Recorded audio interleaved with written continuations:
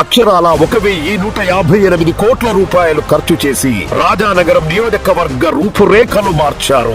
215 కోట్లు ఖర్చు పెట్టి నియోజకవర్గంలోని ప్రతి ఇంటికి గోదావరి నీటిని త్రాగునీరుగా అందిస్తున్నారు. 60 కోట్లతో కలవచర్ల ఇండస్ట్రియల్ పార్క్, 91.1 కోట్ల రూపాయలతో బుబ్బిలంక రివర్స్ పంపింగ్ స్కీమ్, సీతానగరం రోడ్డుని 104 కోట్ల రూపాయలతో 4 లైన్ల రోడ్డు కింద మార్చి చరిత్రలో నిలిచిపోయే ఘట్టానికి తెరలేపారు. నియోజకవర్గంలోని పాఠశాలలను 83.59 కోట్లు ఖర్చు పెట్టి ఆధునీకరణ చేశారు. మంచినీటి ట్యాంకుల కోసం 66.84 కోట్లు, గ్రామాల్లోని సీసీ రోడ్లు, డ్రైన్ల కోసం 80 కోట్లు, సచివాలయాలు, రైతు భరోసా కేంద్రాలు, ప్రాథమిక వైద్యశాలలు, అగ్రికల్చర్ ల్యాబ్లు, కరెంటు సబ్ స్టేషన్లు, ప్రతి ఊరికి ఆర్టీసీ బస్సు సదుపాయం, 1,146 కోట్ల రూపాయలతో ప్రజలకు మునుపెన్నడూ అందని సంక్షేమాన్ని అందించారు. విద్య,